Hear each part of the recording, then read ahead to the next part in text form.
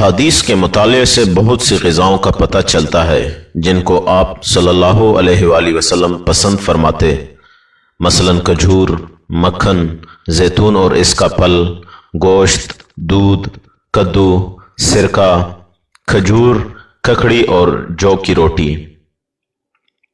پس آپ صلی اللہ علیہ وآلہ وسلم ہر روگ اور ہر دکھ کا علاج لے کر تشریف لائے تھے۔ آپ صلی اللہ علیہ وآلہ وسلم جسمانی اور روحانی امراض کے حاذق طبیب اور ماہر معالج بھی تھے۔ اگر ہم حفظ صحت کے اصولوں کو اپنائیں تو بیماریوں سے محفوظ رہ سکتے ہیں، لیکن خدا نخواستہ اگر کوئی بیماری لاحق ہو جائے تو اس کا علاج بھی حدیث نبوی صلی اللہ علیہ وآلہ وسلم سے ملتا ہے۔ حضرت ابو سعید انصاری رضی اللہ تعالیٰ عنہ سے مروی ہے، آپ صلی اللہ علیہ وآلہ وسلم نے فرمایا کہ زیتون کا پھل کھاؤ اور اس کا تیل استعمال کرو کیونکہ یہ بابرکت درخت ہے۔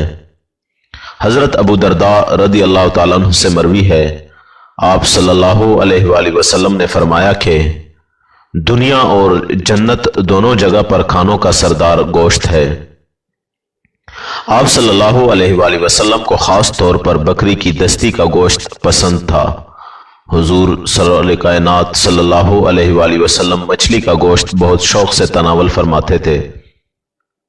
آپ صلی اللہ علیہ وآلہ وسلم کا ارشاد مبارک ہے، کوئی چیز ایسی نہیں جو طعام اور مشروب دونوں کا کام دیتی، ہاں مگر دودھ ایسا ہے۔ حضرت انس رضی اللہ تعالیٰ عنہ سے مروی ہے کہ ایک درزی نے آپ صلی اللہ علیہ وآلہ وسلم کو کھانے پر اپنے ہاں بلایا اور میں بھی وہاں آپ صلی اللہ علیہ وآلہ وسلم کے ساتھ گیا۔ صاحب خانہ نے جو کی روٹی اور شوربہ پیش کیا۔ شوربے میں کدو اور گوشت تھا۔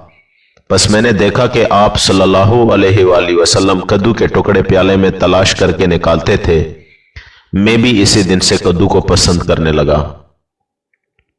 حضرت جابر رضی اللہ تعالیٰ عنہ سے مروی ہے کہ آپ صلی اللہ علیہ وآلہ وسلم نے ایک دفعہ اپنے گھر والوں سے پوچھا، گھر میں کوئی سالن ہے؟ انہوں نے جواب دیا، صرف سرکہ ہے۔ آپ صلی اللہ علیہ وآلہ وسلم نے وہی منگوایا اور اس کے ساتھ غذا کھانی شروع کی اور فرماتے جاتے، سرکہ کیا ہی اچھا سالن ہے، سرکہ کیا ہی اچھا سالن ہے۔